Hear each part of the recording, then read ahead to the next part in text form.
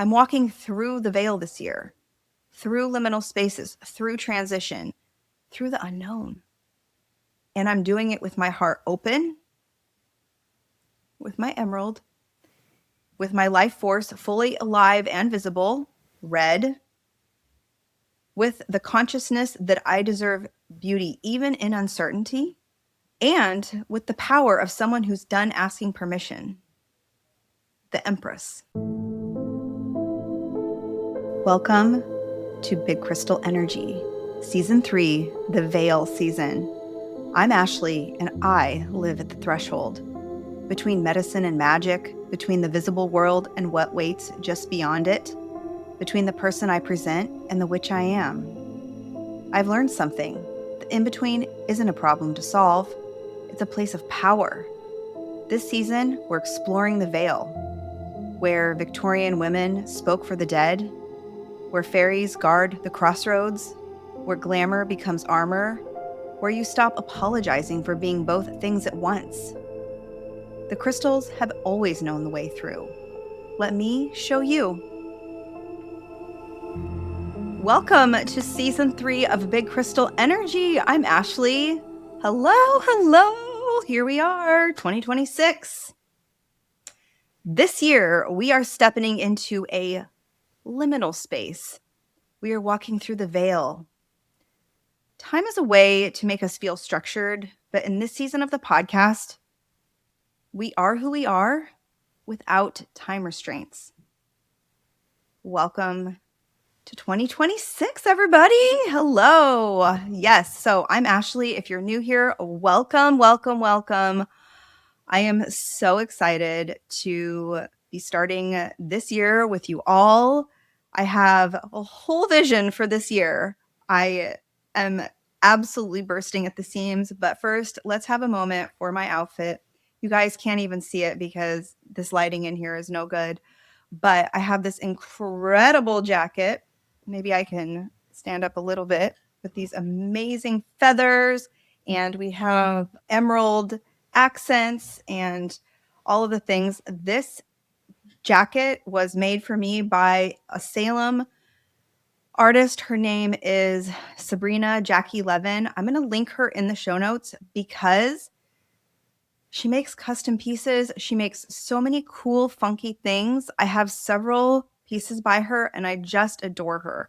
She is a truly magical person, and I'm so excited to be debuting this jacket here on the podcast on this perfect episode. So I just want to reflect a little bit before I get into everything. The past 2 years of this podcast have really been about finding my way as a podcaster, finding my voice. I started this podcast really leaning in one direction, and things evolve over time. And now that I'm weaving my way down so many different paths, I feel like this is the season about fully embracing who I am and all the messages that I want to share.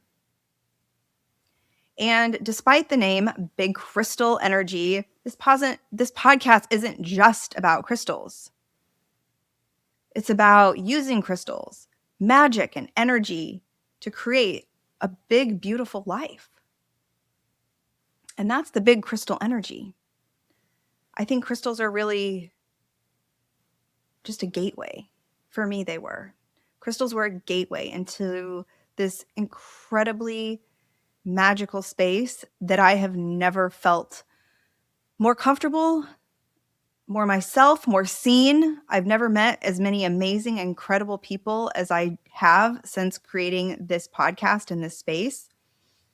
And so I felt like I wanted to really step into this liminal realm between where we are and where we want to go. Right? So right now, physically, I'm in this space, but I'm imagining what this space is going to look like in another year from now. And I want to venture into that liminal space. I want to peel open the veil and go on inside and see what's in there. Because there's so much hidden there's so many hidden realms. And sometimes those hidden realms can make us feel connected and disconnected, right? Sometimes when we're in a transition period, we feel like we're excited about where we're going. We're not 100% sure how we want to get there. So we're excited, feeling connected to what that is, but then disconnected because we don't really know how to get there. And I truly feel like that's kind of where I'm at in this liminal space. And I feel really comfortable here, actually. It doesn't have to be scary. It doesn't have to be daunting. It can be exciting too. We're on kind of like this path, this course, and we can see it a little bit ahead in the fog, but we don't know exactly where we're going. And so through this next season, we're going to kind of wade through the fog, and we're going to experience so many different things that are all within this liminal space. I have some other big exciting announcements if I could talk. As you know, that is always a challenge for me. Talking is a challenge, and that should not be a challenge for someone that does a podcast, but it is at times. I have a very big announcement. I have a new team that I'm going to be working with, and I really wanted to pick people to surround me and help me with my podcast and the visions that I have going forward that all felt spiritually in alignment with what I'm saying, with where I'm going. I want people to truly understand my message. I don't want to be part of an editing team that also edits lots of different things, let's say. My last podcast editor was great, but I felt like, they were not really in the spiritual space. And I felt like that would be really important to me. Not to mention, I really want to work with other female entrepreneurs. I feel like that is very important. I want to support other women, other businesses, and have that collaboration with other women, because some of the most incredible, powerful people in my life are very strong, entrepreneurial women. I want witchy women. I have a very specific vision of who I want to work with. And so I've got a new podcast editing team. I have someone that is going to be helping me build out my website. She's a witch too. And I am also hiring a virtual assistant to help me with back end things. And, I just really want to create this team to help take the podcast to the next level, because as someone that is still working full time, even though my vision for the end of 2026 is to be working part time in my regular job, I still work full time. I'm a mom. I have 2 little boys that are very energetic. My oldest is almost 9 in a couple weeks. My smallest one is 3.5. And then I have a husband who's like a big kid himself. As you can imagine, we just feel like we're running around chaos all the time. And so I thought to myself, well, this podcast is very important to me, and creating community out of this podcast is very important to me. So let's build an incredible team to help take it to the next level. So that's what's happening. Before I dive into this episode, I just kind of want to lay the groundwork for it. So this episode is all about things that I typically do at the beginning of every year for myself, at least in the past several years. My beginning of the year, we'll call it a ritual, has changed over the years because my interests have changed. Right now, over the past few years, this is kind of what I've been doing. And I love to choose a word of the year. And we talked about that. My friend Stephanie and I talked about choosing your word of the year on my previous episode when we talked about vision boards and manifestation. And I'm not really going to get into the specifics of how you want to choose your word of the year, but whatever it is, that if you keep seeing a word that keeps popping up in your world, if you keep being called to a specific idea or an energy or something like that, maybe you could create a word of the year for yourself. I think that what it does for me is it just gives me that energy. It gives me something that I can focus on throughout the year. Maybe I can find little items that support that word. And it's just fun. I mean, more than anything, it's just fun. So I really encourage you, while I share my specific choices, I would recommend that you figure out choices that work for you. And You don't have to follow exactly what I'm doing. This is just what I do, and I'm sharing it with you because this is what works for me. And that's all I know. I only know what works for me. And by choosing these items, I have 4 specific items that I'm choosing for the beginning of the year. By choosing those, it really creates that sense of how I want to feel and what it is that I want to embody going into the new year. And it's really been a game changer for me. I started picking out a word of the year years ago, and it's really evolved since that time. And I'll be honest, even my word of the year this year for 2026 changed just recently because I just felt called to switch it up. So, if you pick a word and then you sit with it and you feel like, you know what, maybe that's just not the word, you can change it. Nobody's telling you can't. I am going to be creating an altar specifically for these items that I'm going to share with you. And it's probably just going to be a small altar that's on desktop or a dresser or something in my house, but it's something that's going to keep bringing me back to these practices every time I feel a little bit unsettled or derailed, or I'm having a stressful moment. I'm like, okay, let's get back to it. Let's remember what the vision was for 2026.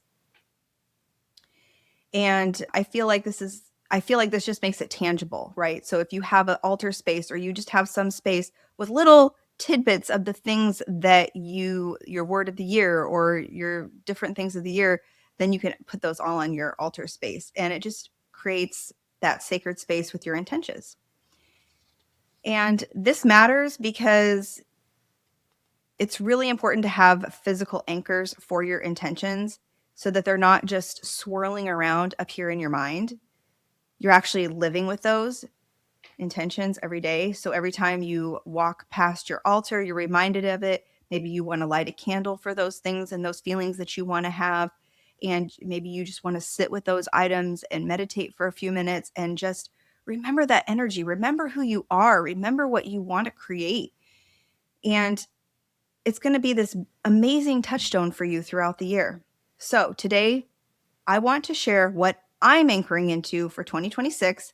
And as I share each element, I want you to think about what resonates for you because the magic isn't in copying my choices, it's in finding what lights you up. So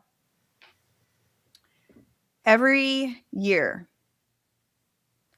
I choose a word to set the tone for the year, the overarching energy of the year, or the overarching theme of what I want to do. I remember one year, several years ago, I just felt like my house was in chaos. And so my word of the year was purge. And that was physical purging of items, physical purging of things that don't serve me, purging of whatever. I feel like whatever word we choose, it's something that can be used in so many aspects of our lives. And it doesn't have to be an action word. It can be just whatever word that feels right for you. Last year, I chose the word magic.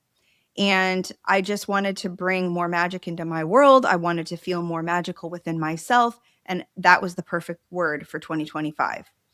And so this year, I have chosen opulence. This is the year of opulence. Just saying the word, it sounds powerful. It sounds magnetic. It sounds glamorous. There's weight to it. There's a richness to it. Originally, I was just going to use the word glamour. I'm working on a glamour magic course right now. I'm going to be starting to work more as a glamour witch. I'm going to be incorporating all those elements. But to me, I was sitting with the word glamour and I thought, it just needs something more bold. And then I thought to myself, opulence, that's the word.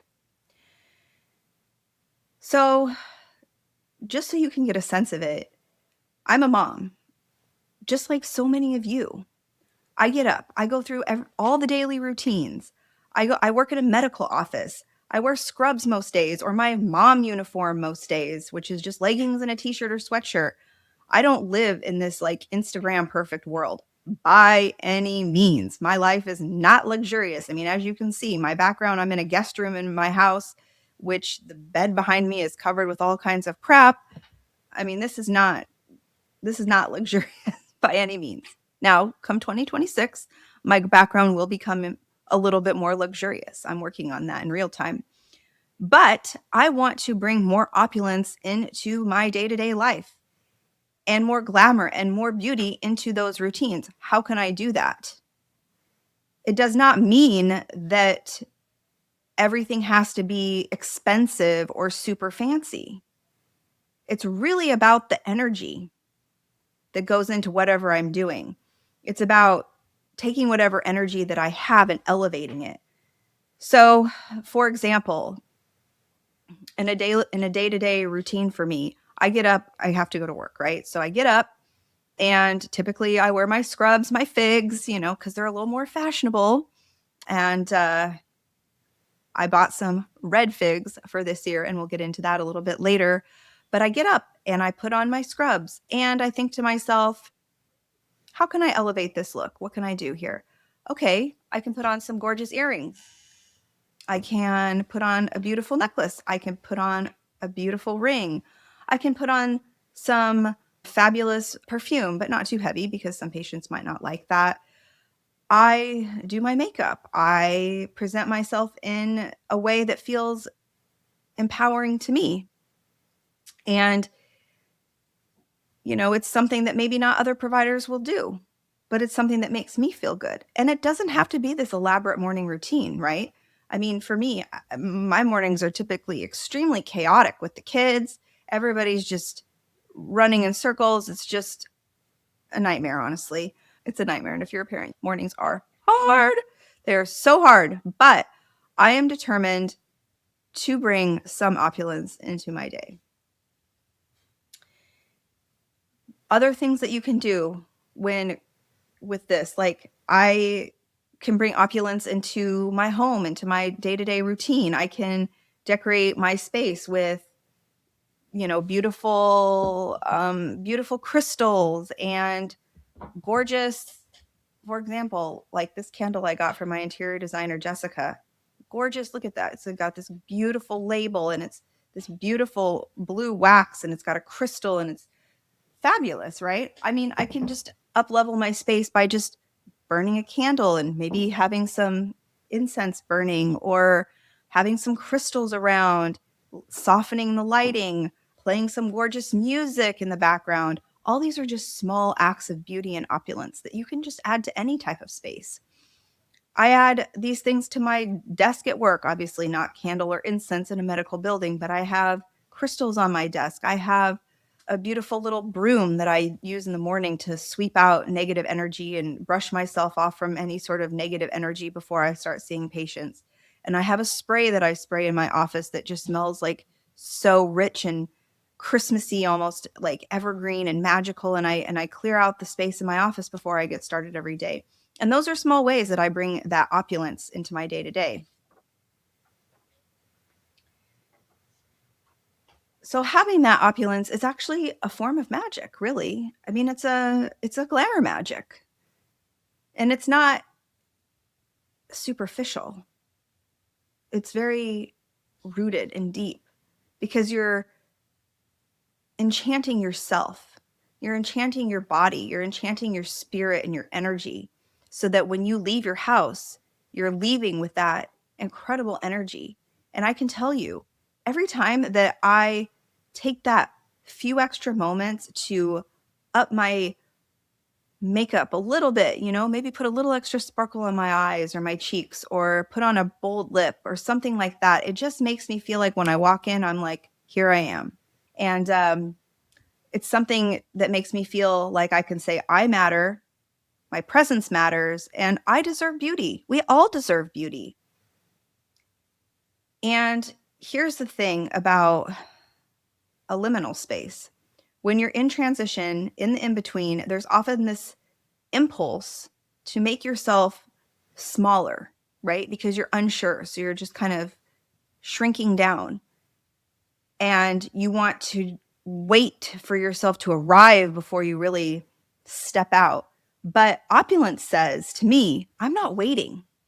I'm gorgeous. I'm fabulous now, even in the uncertainty. And I think embodying that feeling that makes you feel more confident to walk through that liminal space a little bit more. And so the symbols I chose to anchor this opulent energy are, well, they're not random. They all work together, and I would love to show you. So I decided on my crystal of the year. I decided that it was going to be emerald. Here's my emerald ring. And I have just these little emerald studs here that I got at the Salem flea market. You know, these are just costume jewelry, but they're so fabulous. I've always been drawn to emerald ever since I was a little girl. I can't even really recall what it was that drew me in, but I've always loved rich, deep green crystals. My mom had this costume jewelry, this emerald ring, when I was a kid, and she would wear it sometimes when we would go out to, my mom loved to take me to the symphony or like the Nutcracker or something like that, and she would always wear her gorgeous emerald ring, and it just felt so glamorous. There was something about that deep, rich green that just always felt super magical to me. And the green is really to help lead with my heart, right? So it is representative of the heart chakra. And it also helps me express myself more fully through my glamour, through my presence. It helps me to see, emerald helps me to see my value. And that gorgeous dark green, that rich green, it's not shy. It's not subtle. It's confident in its beauty. And I just want to be confident in myself. And so, like I said earlier, green is the heart chakra. It's the center of the chakra system. It's literally the bridge between the lower three chakras, which are the root, sacral, and solar plexus, and the upper three, which are the throat, third eye, and crown chakras. The heart itself would be considered a liminal space. It's a liminal space between the earth and the sky, between your body and spirit. And when you work with emerald, you're working with that bridging energy. You're saying, I can be grounded and mystical, practical and magical.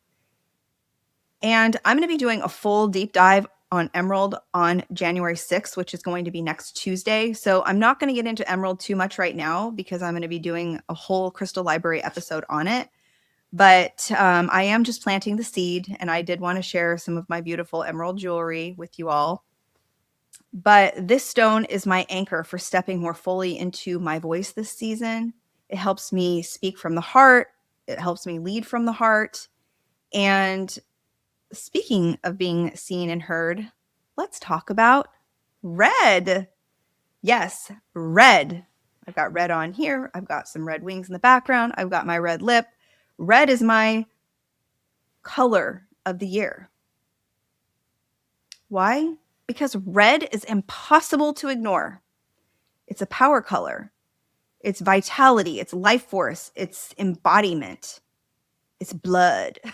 I had to go there. It's blood. Yes. And who doesn't love a little blood? Here's what's interesting. People often think of liminal space as ethereal, kind of floaty, uncertain. There's this idea that when you're in transition, you should be quiet about it, subdued, waiting.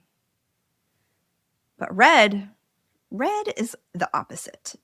Red says, I'm in the in-between and I'm still taking up space. I'm still figuring it out and I'm visible while I do it. And that's okay. I feel like most people who we think have it all figured out, no, they do not.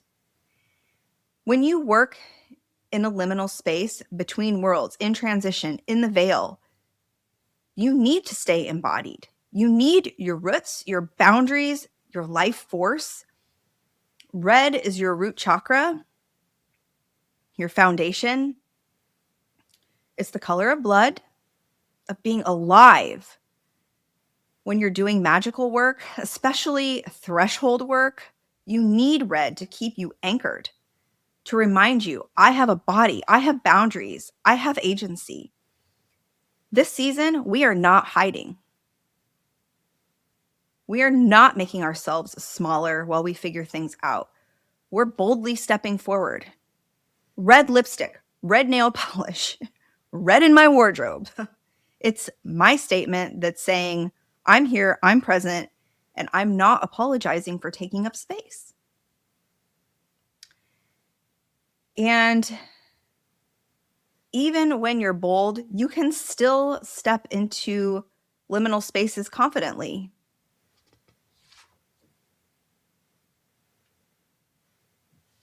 In fact, the boldness, that red energy, is what allows us to navigate uncertainty with confidence. We're not shrinking in the unknown. We're lighting it up.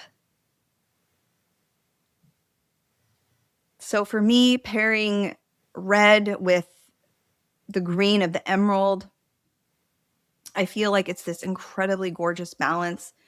Emerald has this energy of bridging worlds and connecting, and red says, stay grounded, stay visible, stay alive, stay in your body while you do it. And together, it's showing that you can be mystical and embodied, magical and material. You can be all things. And when I think about who is showing up in red and emeralds with opulent energy, you know who that is? The Empress. My tarot card of this year is the Empress. Last year was the Death card. Yes, the Death card. I got the Death card tattooed on my leg because it was such a year of shedding my former self, releasing the things that were not serving me anymore, the people that weren't serving me anymore, the energies that weren't serving me anymore. And now, this is the year of sitting up strong, maybe leaning back in my chair a little bit and saying, hello, I'm here. And I was thinking through all the cards in the tarot deck. And I kept saying to myself, is it High Priestess energy? Is it Hierophant energy? Is it the world energy? Like, what is it? But I just kept coming back to the Empress, the Empress, the Empress. And in this card that I pulled from the deck I probably work with the most, which is the Modern Witch Tarot deck, the Empress in this card, she is just everything, right? She's so confident. She's sitting back. She's on this luxurious, what I would imagine, this beautiful red chair. It's probably made out of velvet. She is just leaning back and she's just looking out confidently. She has her gorgeous gold jewelry on. She's got a crown on. She's got in the background, the sky is red. There's these crystals around her. And she's just the visual embodiment of what I want to call in. So I was thinking to myself, this is it. This is the energy. She is the ultimate opulent energy. She's not striving. She's not hustling. She's resting in her power. She's receptive. She's sitting in that receptive, like open position. She's allowing, but she's also commanding. She knows her worth. There's no wavering. There's no insecurity. And she doesn't need to prove anything. She's fabulous and she knows it. I think most people at times can misunderstand the Empress. At times, maybe they feel like she's very soft and nurturing, a mother energy. But look at her. She's ruling, right? She's got that confidence to her. She's on a throne. She's not on a couch. She's adorned in jewels because she knows her value. She's relaxed because she's not trying to earn her place anymore. She's past asking permission. And this is how I want to show up this season. Relaxed, but commanding, receptive to what wants to come through me, also clear about my values, my boundaries, my worth, I'm not performing. I'm just here to I'm not here to prove anything. I'm just here to enjoy this mystical space. I am here to not prove to anyone that I belong here. I'm just here fully, opulently. The Empress also shows us a lot of duality, and that is something that I think is plays into this liminal space idea a lot too. The Empress shows us that receptivity with her body language is a form of power. She's not passive. She's magnetic. She's not waiting. She's allowing. And there's a difference. Waiting, that's about lack, about hoping something will eventually come. Allowing is about confidence, about knowing when you show up fully, the right things will find you. She sits on her throne. She's adorned in her jewels, surrounded by abundance, really, and she's open. She's sitting with her arm back. She's open to receiving. She's open to growth. She's open to expansion, but she's also commanding, and she gets to decide what enters her space and what does not. When you're in transition, in the in-between, there's this pressure to push, right? To force clarity, to make things happen. But the Empress shows you another way. Sit on your throne. Be gorgeous. Be receptive. Let things come to you. This doesn't mean being passive. It means being magnetic. It means trusting that when you show up in your full power, the right things, people, opportunities, they will find you. And they have been finding me right and left. I have found so many incredible people that have entered my world within the last few months because I have been stirring, the energy of opulence has been stirring with inside me, I would say, for quite a few months now. So I just kind of want to bring it all together. This is what I'm building. We have the emerald green, which means I'm leading with my heart. It's bridging worlds. We have the red, staying visible and embodied while I do it.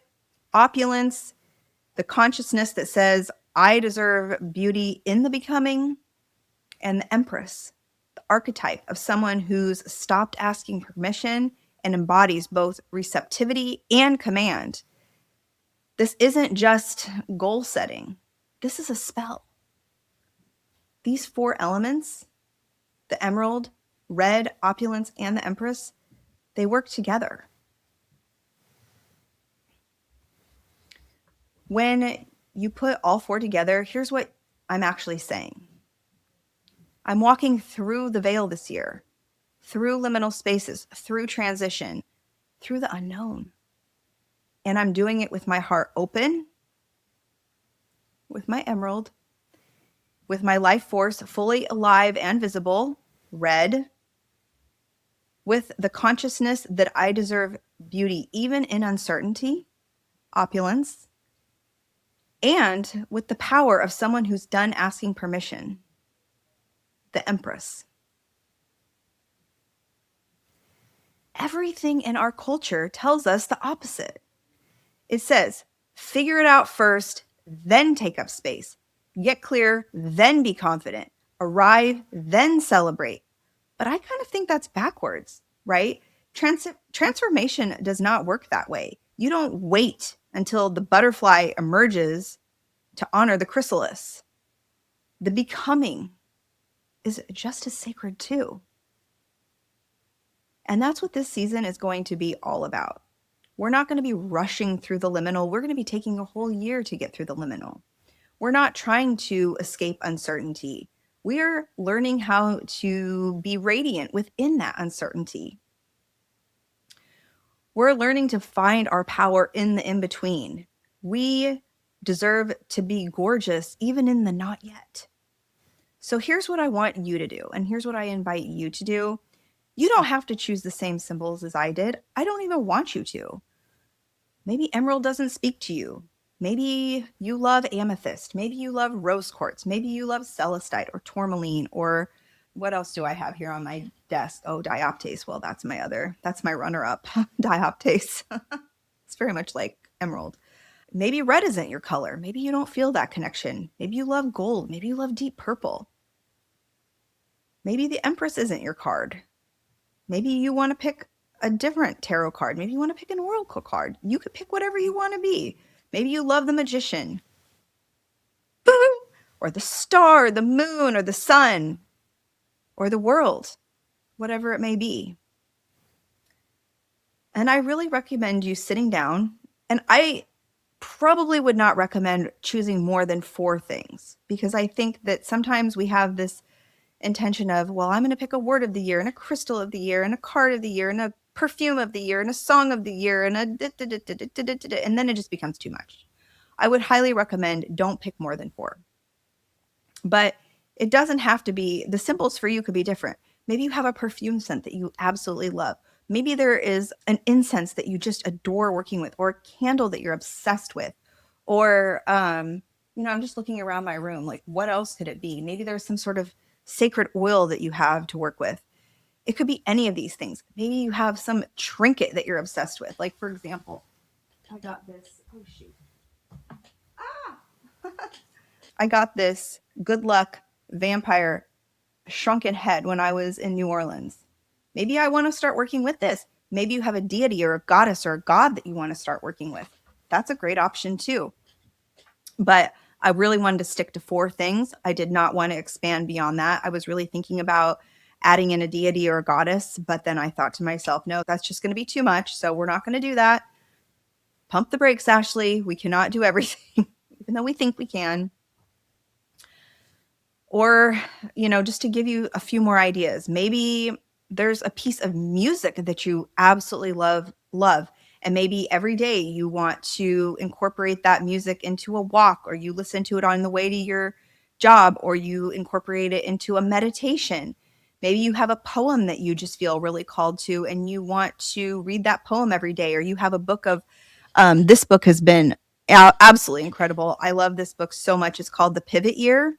Every day you just read another little passage. Maybe you want a book where you just read a different passage every day and feel inspired.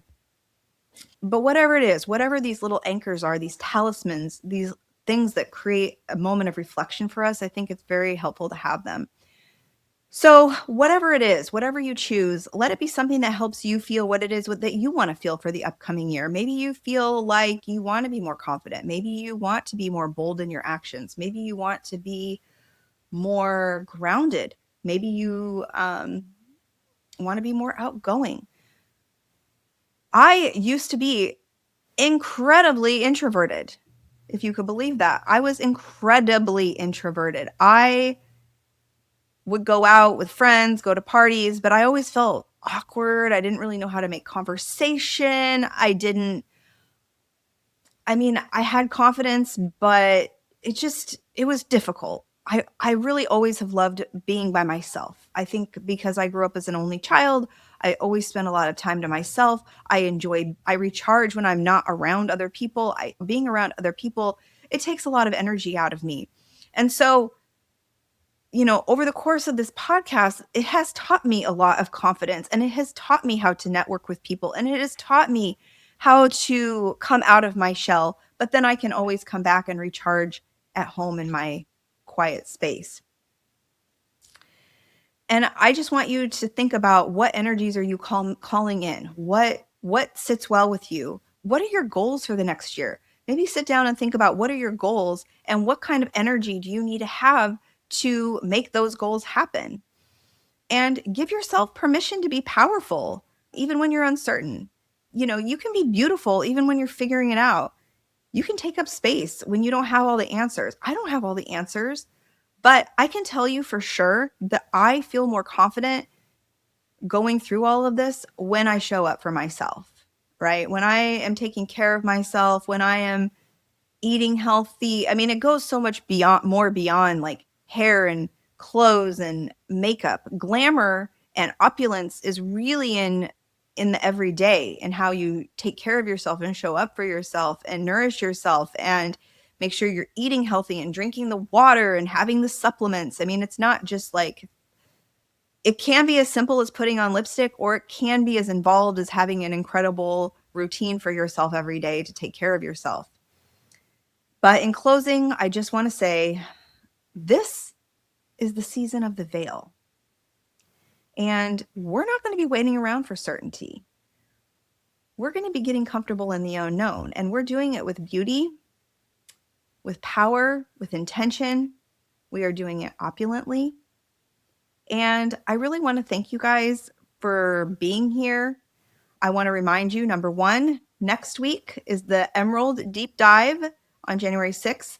I will be, after I create my 2026 altar with my different little things, I would love to share it.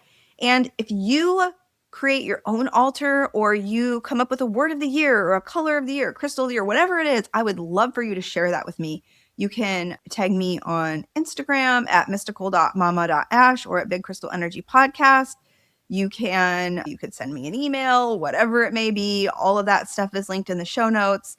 You can always use the hashtag Big Crystal Energy.